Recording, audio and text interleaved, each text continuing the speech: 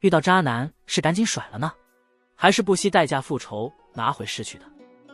今天分享的是小芝风花主演的奇幻喜剧《妖怪合租屋》，女主小玲刚开场就遭遇悲情剧，因欠债遭追债。小玲视男友阿健为庇护所，带着所有积蓄找他求助。没想到小玲刚到阿健家门口，就被劈腿的阿健告知他只是个备胎，赶出了家门。无比绝望的小玲拖着行李来到了神社，因为连续几日没吃东西，她饿倒在了神社门口。阿岩女妖看在眼里，就把小玲带回妖怪合租屋照顾。刚下班的2个男妖怪看到家里进了人，急忙用意念问阿岩是怎么回事，又劝他别管人类的闲事，但阿岩偏不听，非要打探小玲的经历。小玲跟同事阿健谈恋爱时，阿健总借结婚理由让小玲出钱约会，甚至骗小玲借钱给他投资。后来阿健工作上出大错，求小玲帮他顶罪，结果小玲丢了工作，失业又负债累累的小玲被房东赶出门后，还被债主追得无处藏身，悲剧这才开始。小玲的苦难让所有妖怪都为她感到不公，小玲习惯自责，说出了不怪渣男而怪自己平凡的话。阿岩听不下去了，愤怒地说：你这样自卑的女生要勇敢起来对抗渣男，我会一直支持你。小玲第一次感到了陌生人的善意和温暖，忍不住泪水大哭起来。旁边的小狮女妖很心疼，决定今晚先让无家可归的小玲住下。半夜4妖怪露出真身，讨论小玲的去留。这时起来喝水的小玲偷偷听到了谈话，想当面感谢大伙儿的关心。这时候人妖对看都吓得尖叫。第二天妖怪担心暴露身份，故意说是做梦想糊弄小玲。见小玲还是不安，阿岩忙转移话题，问小玲以后的计划。飘叔是律师，说可以帮小玲讨回债务，被礼貌轻拒。拒绝理由很简单，不想破坏在阿健心里的印象。以前怀疑阿健出轨也是睁一眼闭一眼，见小玲的这么卑微，阿岩决定亲自教训渣男。那晚阿岩用美色将好色的阿健骗到妖怪合租屋，打算揭露真相让小玲死心。其他妖怪也帮忙布局。藏在茶室的小玲偷听到了谈话，渣男阿健居然当着新欢的面直言不讳地说前女友品味差，外表也不行，只能当提款机做女友不行。阿岩借着洗澡的借口来茶室，但对小玲失望透顶，气愤地追问要为那种渣男耗费多少青春。大家都不懂阿岩为什么这么气。阿岩字字重申，阿健不论外貌还是气质，都和她丈夫一样差劲。300年前花心的丈夫想娶新欢，但因家有贤妻美妻，担心被人非议，所以趁阿岩病卧在床时给他的药里下毒。谁料毒药没夺命，反让阿岩毁容，终因受不了自己变丑结束了生命。阿岩刚走，她丈夫便娶了别的女人。婚夜阿岩鬼魂出现，为复仇而毒死了她。讲完往事的阿岩露出真面目，把小玲吓得落荒而逃。但小玲怎能轻易摆脱阿岩的鬼手？怨气冲天的阿岩缠上了小玲，持刀决心跟渣男阿健算账。小玲正要接近阿健时，阿健狡辩说：都是因为你那让人烦的热情和追求让我讨厌，我也会同时交往几人。听这话，阿岩想到自己以前的努力，在老公眼里就是白搭，伤心的坐地上。这时候其他妖精受不了，变回本体吓跑了阿健。不止阿健被吓走，还有刚醒的小玲。小玲好不容易逃出妖怪宿舍，却因为阿岩的哭声回来了。看着伤心的阿岩，小玲希望他能振作，就像之前鼓励小玲一样。阿岩有点慌，刚还特别害怕的小玲怎么突然回来安抚自己？小玲急忙说：因为你是第一人站我这边，跟我一起生气的人，我感到高兴就不害怕了。这时候飘叔突然出现，问小玲要不要用法律手段对付跑了的阿健。现在对于小玲来说，比起惩罚阿健，她更想弄清楚几个人的真身。然后妖怪小课堂开始了，大家按照传说中的图鉴给小玲介绍自己的妖怪名和人类身份。阿岩是个性感护士，而看起来更成熟的女妖小诗其实是个给家和仓库带好运的精灵。佐夫童子，他在人间是这个妖怪合租房的管家。之前说的律师朴叔其实是个妖怪，名叫华朴，他行事神秘，被别的妖怪叫做总司令。那个爱沉默的男妖怪阿九是酒吞童子，人间他是个拍卖行的职员，性格温和，受顾客爱。妖怪一介绍完就说，这屋子原本不留人，小林随时可走，但走后别把这的事说出去，不然倒霉。小林知道真相后，虽怕还是请他们帮要回钱。第二天，小林拿着飘书写的诉求书找阿健，他只要回那钱，别的不要，只想让阿健还清自己的86万日元。阿健不肯还钱，竟玩起了感情牌，他求原谅，想和好如初。这次彻底绝望的小林不再心软，他拿起高跟鞋狠狠敲了阿健一下，还装成被鬼上身吓唬阿健，要么还钱，要么命归天。吓得阿健连连磕头，赶紧答应还钱。小林出了这口气，离开阿健家时，偶然被一张招聘广告吸引，他跟着广告上的地址去了。小林到了一家研究妖怪的杂志社，为了快点找到工作赚钱，写作不行的他不得不撒谎说自己很懂妖怪，希望能得到这份工作。面试后，他去了妖怪的合租房，还希望在找到房子前能蹭住。可惜，虽然他做好了心理准备，看到妖怪们的真面目，还是吓晕了。小林看到他们的本体，还是会吓一跳。这一天，他收到了之前面试的杂志社的试用通知，决定换个全新的样子去迎接新的工作。小林刚走进杂志社，后脚刚落地工作，就忙得我连饭都顾不上吃。这时，杂志社的帅气明星编辑小宗来讨论工作。听说我忙到没时间吃饭，小宗分给我他带的糕点。得到这样的照顾，我感到暖洋洋的。晚上我惊讶发现合租房闯进了个不认识的男的。在妖怪们解释后，我知道这男的是房东小让。他不只是房东，还有很多厉害的身份，是神社第9代传人，兼职驱魔人，还有合租屋按摩师。看来现在的驱魔人不仅得斗妖按摩技术，也得行。吃晚饭时，小林开心地聊着与小宗的邂逅，所有妖怪都兴奋坏了，因为小林可能要谈恋爱了。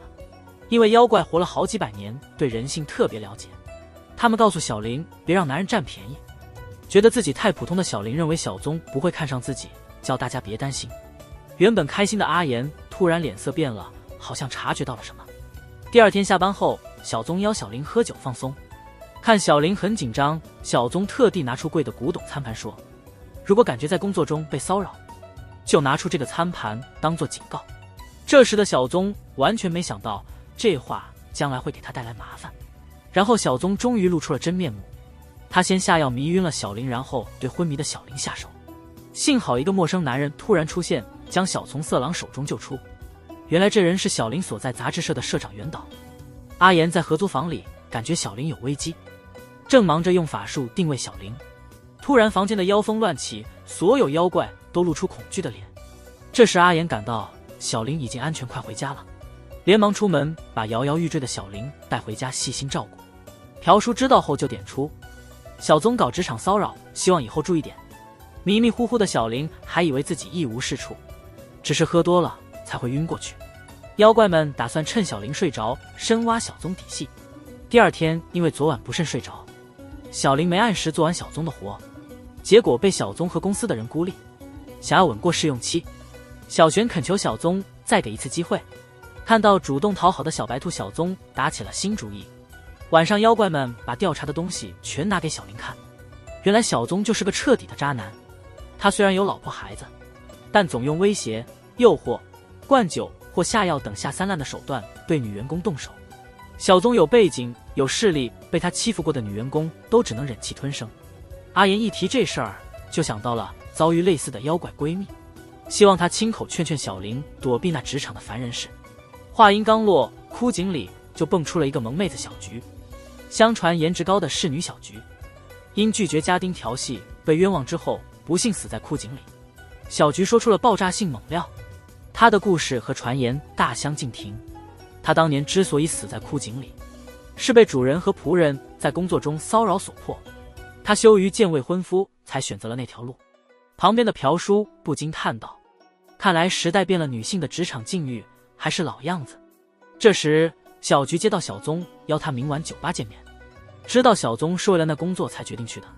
作为历经沧桑的小菊，希望小林别因为工作丢了身体。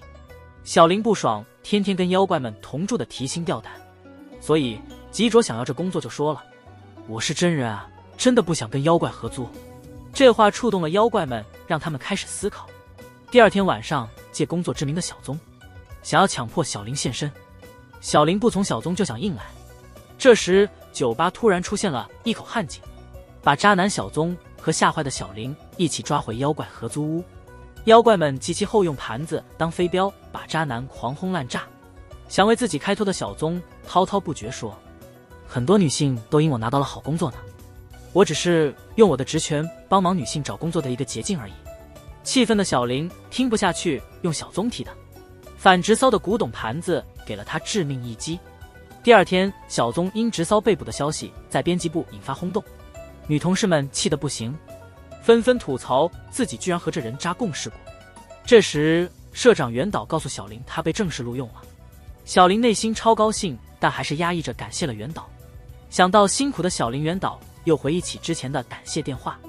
原来小林在做调查时，不仅耐心听客户的故事，还会适时鼓励他们，帮助他们敞开心扉。晚上，小林因说了些难听的话向妖怪道歉，同时坦白自己得等发工资才能补交伙食和房租。飘叔代表妖怪们说，希望小林不纠结之前将人妖分开的话，因为怕妖怪是很正常的。感谢小菊严惩渣男，帮了大忙。小菊也感谢了小林，若无小林，他帮助难以忘记过去伤。小菊刚走，房东小让忽然现身，叫小林快搬家。他劝无效，给小林带护身符施法，法力弱小，让得靠近小林胸前的符咒。小林因此而感到紧张。你身边有这样的朋友吗？平时忙联系少，只需一通电话，一见面便能回到当初那般亲密。小林的前男友把她的钱全骗走了，并且她还在编辑部遭到了一个男客户的性骚扰，幸好遇见了几个义气妖怪，不仅助她惩处了那些渣男，还无处不在地照料着她的日子。这一天，小林在上班时接到了闺蜜小兰的信息，邀请她晚上一起吃晚饭。好久不见的俩人一见面，小兰立马把她男朋友齐藤介绍给小林，要她帮忙审一审。经过小兰一阵介绍，小林了解到齐藤是个有名的拉面店老板，现在正在找人投资我的品牌。听说聪明可靠的小兰打算投资她男友的项目，我不禁也想参与进这波投资。这时突然看到合租的妖怪阿九，在那家店不止参加聚会，还挺受欢迎的。我们四目相接，气氛立刻尴尬。我回到合租屋，说起想投资拉面店的计划。阿九一进门就说齐藤这人有问题。听他这么一说，警惕的飘叔立马上网查齐藤的资料，结果这人网上连张照片都没公开，其他信息都跟小说的一样，大家都以为阿九醉了。第二天，小兰高兴地带着50份拉面去杂志社庆祝，因为她之前投的10万日元不久就翻了3倍。尝到甜头的小兰决定再借钱加大投资。大家一边吃拉面一边听着好消息，杂志社的其他人也被吸引了。梅雪马上问小兰关于男友和投资的事，知道小兰是在免费交友软件上遇到男友的，还打算结婚买房的消息，没钱又单身的梅雪更急了。她赶紧下载了交友软件，然后拿出钱来，希望小兰能在投资上给她点指导。杂志的头儿袁导好像察觉到了啥，悄声提醒投资是嫌钱多的人干的。晚上用剩下的拉面请其他妖怪兴奋讨论投资。活了好几百年的妖怪虽然觉得哪里不对，但看小兰这么上心，都不忍心打击她。小兰去洗澡时，妖怪们议论纷纷，为啥久别重逢的好友一见面就劝小兰投资？这时阿九突然记起齐藤真的是个牛郎，他常拿不同女人给的贵重东西开心。在拍卖所工作的阿九遇上变卖事件，齐藤擅长用社交媒体详细了解目标的爱好，听闻此事，飘哥心生一计。齐藤仿佛是故意扮作从不上社交媒体的高手，目的是以投资的名义骗钱。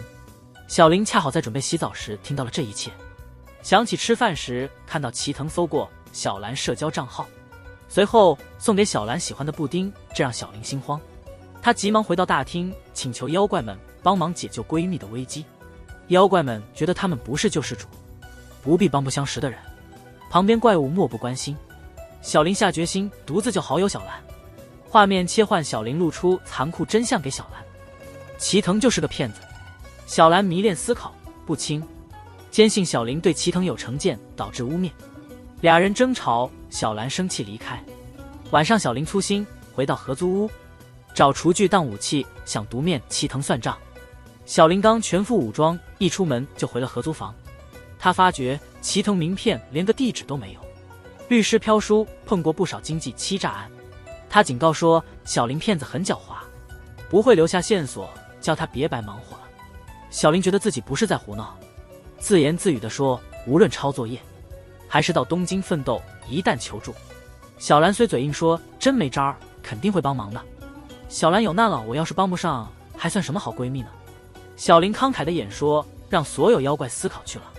小林知道小兰这周要和男友看房，就决定去房产公司救小兰。脑子一热的小林跟着小兰到了房产公司，想自己劝小兰别签合约，结果被房产的人锁进杂物间。幸好阿九猜小林会有麻烦，急忙去杂物间救出了捆绑的小林。然后阿九带着武装的小林又去了房产公司。阿九一进门，立刻把搜集的证据展示给小兰，里面有齐藤和扮作房产公司女职员的亲密照。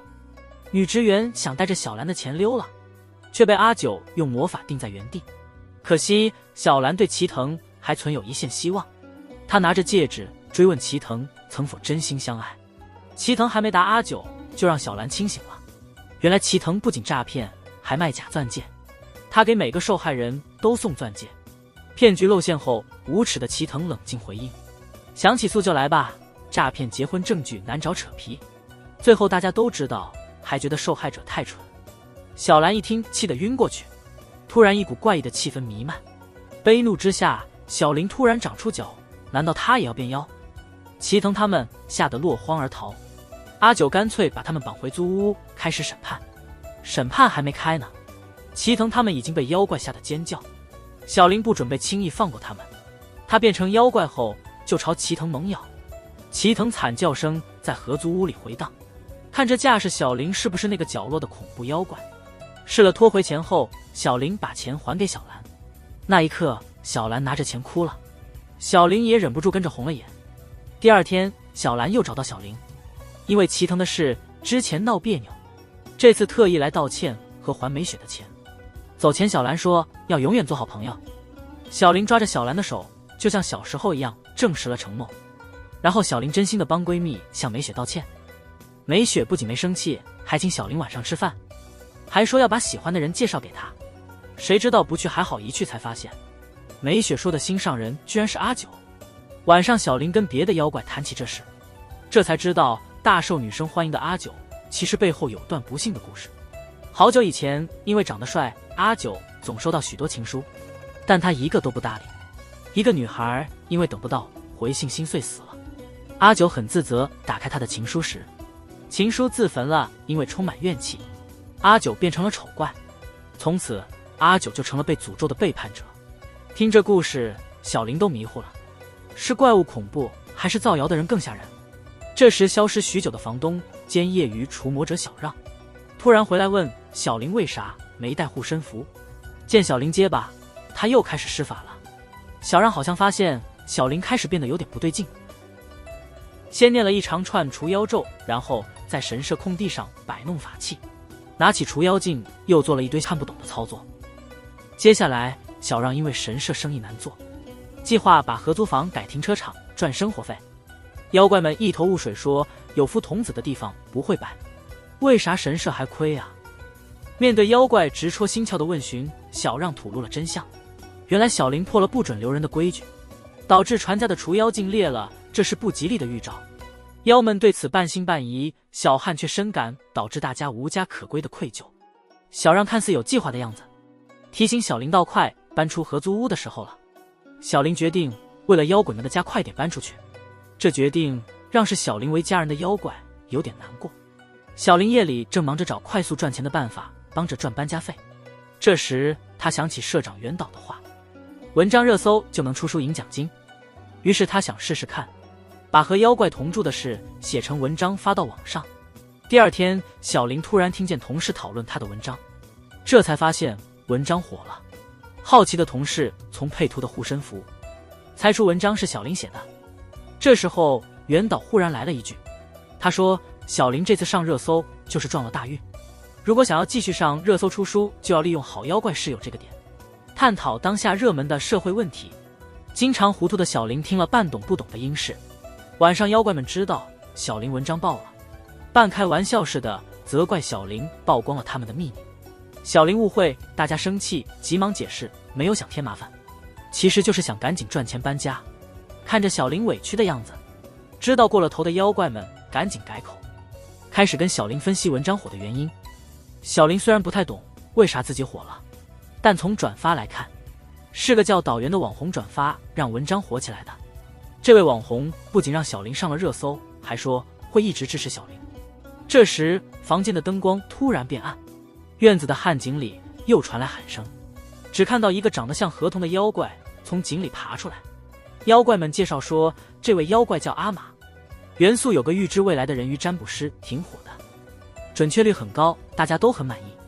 之所以阿玛会来，是因为预见小林不久的将来会顺利，但好运背后伴随着大麻烦，解决方法就是让阿玛的画像公之于众。小林问起具体问题时，阿玛只说了预言，不知道其他细节。然后事情真的像阿玛预言的那样，一件接一件好事发生。先是文章频频上热搜，紧接着又将出书，房子租迁的顺利。知道小林要搬合租里的妖怪们都难过了，为了不让告别太伤感，妖怪们特地举办了欢送会，歌舞升平。没人知道这欢送会后，小林的好日子就到头了。大伙儿正乐呵呵的时候，阿玛不小心把小林和阿九的照片传网上了，这照片引来网友骂声一片，还让喜欢阿九的同事美雪错以为小林是个挖墙脚的心机妹。出版社觉得小林故意炒作，提出解约。紧跟着更可怕的事情发生了，小林下班回家时被狂热黑粉跟踪，黑粉逼小林录视频承认编造室友故事来吸引关注，还大叫着要清理社会上的骗子，像小林这样的。幸亏及时出来帮忙的小让阻止了黑粉。回家后，妖怪室友们知道了小林的遭遇，他们都说这样的人类比妖怪还要可怕。这时候阿玛又出现了，大家立刻怀疑阿玛想破坏一切。大家都在问阿玛是不是担心预言落空，所以故意使坏。这时候小林忽然打断了大伙为这事儿吵个不停，气声带着哽咽，他说即便没有阿玛合照这回事，像我这废柴被莫名其妙捧到天上，迟早也得被人踢进地狱。那些黑粉借着刚刚破小林录的视频，让小林成了众矢之的。看着小林泪眼婆娑，阿玛提醒说，你忘了预言剩下的那半句了吧，快点给我画像破解麻烦吧。小林那拙笨的画技让阿玛成了怪物，然而阿玛还是想试试，就把那肖像传到了网上，居然真出奇迹了。大伙儿都夸起了小林的画，那些刚跟踪的黑粉一下子成了众矢之的。这一刻大家乐得跳了起来。阿玛走前耐心跟小林说，人啊古今如一，总没啥变化，他们老跟风不自己思考，所以别让别人说啥就影响你心情，毕竟别人是别人，自己是自己。这番话像开窍了似的，让小林意识到认可自己有多重要。小林开始在网上发自己画妖怪的图，可没再得到过赞，反倒是喷他画的烂的人越来越多。袁导担心小林受打击，去安慰他，没想到小林自信满满的说，我才不在乎他人怎么看，对我来说开心自在最重要。这时袁导对这股自信的小林非常着迷，不由自主地跟小林说，我会一直默默支持你。小林这才想起网红导员也说过类似的话，但转念一想，袁导工作时可老对他叫来喝去的，他立马不再将两人扯上关系。晚上租屋又响起一阵喊声，这次不是怪兽上台，而是小让倒霉。因飘书司看了神社账本，知道神社根本没打算拆他们住的地，被妖怪逼问下，小让爆料撒谎是为了让小林走。妖怪们已不信他，觉得他想赶走所有怪物。一顿暴打后，孤单的小让离开租屋，撞见小林。小林主动说不急着搬走，小让不多说，直接用驱魔镜显小林原形，一个长角的怪物藏在了他的头上，貌似小个子里藏着不人知的秘密呢。可能是跟妖怪混太久了，对这些的小林已经见怪不怪，毫不在意。今儿杂志社来了位大佬九尾，他是总部最年轻的经营头头，她老公更是总部的大社长。他想让咱杂志社1个月内弄出个庆祝总部成立100年的纪念册。丈夫77大寿那天派对上给宾客们送。袁导知道这工序繁复，时间紧巴巴的聚了九尾。小林糊涂兜里翻说的，突然蹦出个点子，说不如把纸质的纪念册做成电子版分发。九尾一看有人敢接这难缠的项目，马上让小林来带头。第二天一大早，小林超兴奋地跟妖怪们炫耀这事，还拿出九尾给的牌子，钱包显摆。妖怪们见小林这么有斗志，都替他开心。准备拼一把的小林，即使是整理那些满是灰尘的旧资料，也精神百倍。就算知道总部把原来的帮手撤了，小林也丝毫不怯场。老员工梅雪既是公司八卦的心腹，对此他并不看好。他觉得肯定有猫腻，因为袁导是老板和钱太太的儿子，而九尾波对袁导的针对已经不是1天2天了，所以这份好差事肯定轮不到他们。小何和同事们正加班赶编年史，谁知九尾又来，直接把其他人调走了。结果只剩下小何和袁导负责这编年史。袁导气炸了，强调了单靠2人是搞不定这项目的。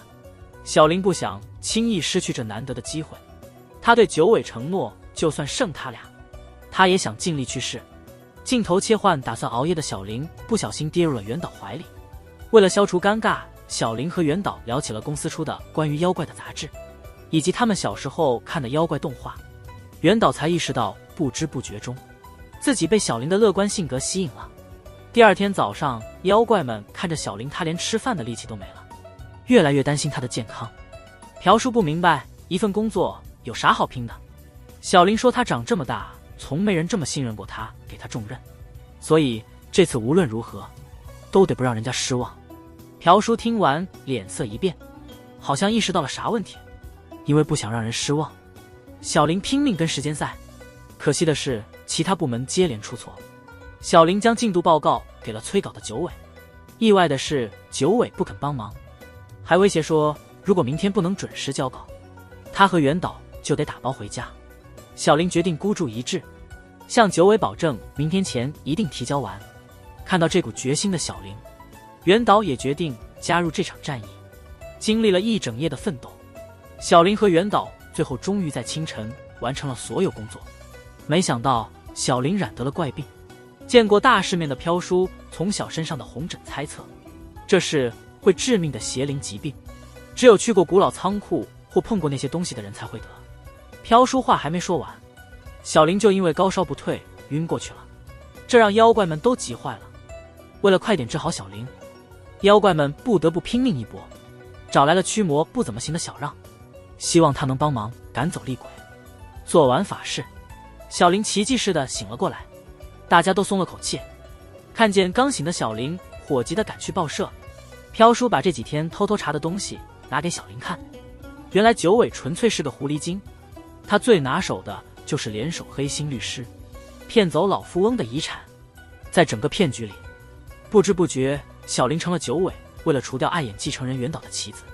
然后飘叔锐利地指出，如果小林一开头就抵制住名牌钱包的引诱，就不会落得现在这步田地，连累大家一起担心这么久。小林为自己引起的麻烦向大家道歉。朴叔趁机教了自己的职场生存之道，做事做人需要会变通。而袁导知道小林因熬夜加班生病后，决心在他爸面前揭露九尾排挤自己的计谋。没想到爸爸知道后，反而怪袁导不会硬碰硬，还警告说不爽可以走人。这事儿刚好被躲门后的小何朴叔听去，他们打算揭露九尾的真面目。妖怪们密谋后，九尾匆忙赶到合租屋，以为社长快挂了，想着赶紧找医院，躲角落给律师情人透风声。九尾还蒙在鼓里呢，他的对话已经被偷偷录下。戏码开始了，小林在社长和九尾面前放了刚录的整个报喜过程。不止这些，朴叔还把事先拍到九尾偷情律师的照片给了社长。这时候无法辩解的九尾终于露出真面目，毫不掩饰地承认了自己的行为，大言不惭地反驳：别搞这套怪异气氛，老娘一点都不怕，你们尽管等法律信函吧。小不点一怒之下又冲到椅子边，跟朴叔联手施魔法，想让九尾恢复原形。谁知魔法对九尾没用，转眼九尾想在总部夺权时，那迟钝的魔法才起作用，他慢慢变回了狐狸样。在妖精们帮助下，社长重新站起来，回到了总部，取消了他之前的所有决定，调回的同事回到了自己的岗位。小林把这事儿发到了网上，这时小林收到了网红岛原的点赞，他试着比较岛原和原岛，想起和原岛甜蜜的互动，脸不由得红了。晚上小林特意去核实岛原是不是原岛，认真看岛原的历史动态，越看越觉得岛原就是原岛，毕竟之前谈恋爱总吃亏，不太相信自己判断的小林将这事儿让妖怪帮忙出主意，让他们给点策略。小林在阿言帮助下给岛原发了信息，靠着回复里的默默支持你这句，小林确认了岛原的真实身份。后来小林总是关注着岛原，就连一起讨论杂志新企划都让他心跳加速，想要赢得工作狂岛原的心。小林问妖怪能不能让他变成既聪明又漂亮的女生，所有妖精都束手无策。这会儿阿言忽然想起了那位在妖界享有美容顾问大咖名号的山老。山老一身辣妹打扮，行为夸张得很，一亮相就震惊全场。他用几乎等同于人工智能的扫描本领，转眼间就找出了最适合小林的衣服搭配。紧接着一场华丽逆转的时装秀拉开帷幕，上演了从乡村风到魅惑御姐风，一下把小林从没自信的女孩变身成了闪亮亮的精致少女。妖怪们都替她开心。装扮完后，山老满含深情提醒小林道：我只能帮你变外表，自信得你自己慢慢积累。听完山老的励志话，小林灵机一动，觉得山老挺配合杂志新企划，就特意邀请他做采访嘉宾。采访那天熬夜的山老不小心露出真实老态，吓得小林急忙打发走了一起采访的袁导。山老跟小林透露他察觉到袁导心里有事儿，希望小林能利用这个机会传递温暖，打破和袁导的隔阂。为了表彰小林连夜赶出采访稿的努力，袁导主动约他周末共进晚餐。那刻小林想起山老的劝告，他勇敢向袁导开口，表示自己愿意倾听烦恼。没料到袁导却用一句别管我的事拒绝了小林，这话就像冷水般浇熄了小林所有热忱。小林把一切经过都告诉了妖精们，大家都劝小林再努力一把，希望他周末聚餐时勇敢表白，赢得袁导的心。一转眼周末到了，正打算告白的小林发现袁导正为离婚烦恼，无奈抑制住对他的喜欢，劝袁导还是和妻子好好谈谈。伤心的小林回到租房忍不住哭了，这时小让听到了哭声，过来安慰他，试图鼓励差点介入他人婚姻的小林。看小林还是没精打采，一直偷偷喜欢的小让突然莫名其妙地说，忘记旧爱最好的方法就是找新欢，想过看看身边其他的男生吗？迟钝的小林完全没明白小让的暗示，急忙解释自己只当飘叔和阿九是家人。这时候失望的小让默默地走了。妖怪们恰好回来，听说小七的暧昧还没开始就结束了，都来安慰他，告诉他尽力就行，有妖怪们的陪伴真暖心，再让小林感受到家的温暖。另一边常出远门的爸爸收到小林的信，得悉人类被妖化，打破了2界的禁制。上回说到小林知道心仪的袁导在为离婚苦恼，就彻底放弃了对他的情感，只当他是普通上司。这天下班，小林把自己整理的书稿梗概给了袁导，希望袁导给出专业建议。袁导被稿子里的笑话笑翻了，建议小林要多多创作，去参加儿童文学比赛。在袁导的支持下，小林开启了写儿童文学的路。第二天一大早，作夫童子小师去远处办事，把照顾大伙的任务交给了飘叔。这时阿九让大家这阵子要小心，听说作夫童子一不在家，坏事肯定会来。这句话让小林不由自主紧张起来。很快阿九说的事就成真了。小林晚上回家觉得有人跟着，吓得他急忙跑回合租房。小林本以为合租房能安全，没想到更诡异的事发生了。他先是不知怎地被推倒，然后房里的东西开始乱动。这时小林彻底慌了，尖叫着冲出房间。小林姐还没解释完，家具突然剧烈摇晃起来，灯突然就灭了。大家经过这突如其来的动荡，更信了那些传闻，都在祈求小师快回来。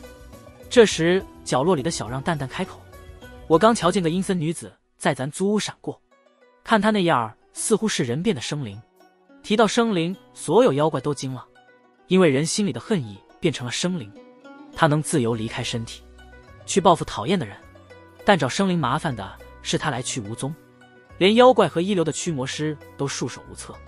这时阿言突然有了个大胆想法，他觉得袁导离婚可能是因为小三，让袁导妻子怨恨化成生灵，但小林立刻否定了这想法，因为袁导说过他们离婚，妻子找到了个挺不错的新欢。阿言含沙射影地告诉小林别全信袁导一家之言，为防止小林继续被搅和，妖怪特请了阴间女。这位阴间女可了不得，她不单是婚恋专家，也是高手中的分手高手，只要她出手，什么感情问题都能搞定。第二天，阴间女帮忙拉线，让袁导夫妇坐下来好好谈了谈。通过他俩的对话，明显袁导对分手这是挺犹豫的，他啥觉定都听媳妇的。媳妇虽说自己心里有别人了，可一听说小林就是袁导之前说过的有前途的新人，忍不住用了几句酸话，让小林好照顾袁导。晚上妖怪担心太太们的假话，会添堵让恶灵更狠，于是他们刚到家就和邻居小让一起去抓恶灵。但抓恶灵可没那么简单，因为生灵通常要在情绪高涨时才现身，所以他们得制造时机，在生灵攻击时用咒语定住他，并用网捕捉。一番审问后，大家都明白这生灵是岛上妻子的冤魂。这时黄泉丑女安抚他说：“我懂你，因为骄傲不受丈夫长期冷落，选择出轨求离，没想到对你冷淡的丈夫却对公司年轻女孩特别关照，这才激发了你的嫉妒。这不怪你，你只是被遗憾蒙蔽了双眼。”那凄凉的话像刀子一样刺心，让所有生灵都泪流满面。然后爱玩的妖怪们带着释怀的生灵尽情欢笑歌舞，小林和生灵在笑声中和好如初。第二天早上，云游四海的爸爸回到了合租房，这证实了小让之前的猜测，小林变成妖怪说明妖界和人界的边界已经受损，现在唯一防止小林继续变妖的办法，必须在1个月内嫁给个男人，而且大喜的日子还跟儿童文学比赛截止同一天。小林满脑子乱糟糟的去庙里抽签，正巧遇见小让。小让终于对小林表白了心里的爱意，希望小林考虑跟他结婚。这意外的情话和求婚让小林差点惊掉了下巴。到了傍晚，袁导向小林透露了自己其实就是导员，还邀请小林和他同居，1天内遇到2次求婚。小林突然慌了，把这事儿一说给妖怪们，他们乐坏了，都开始猜小林会选谁嫁。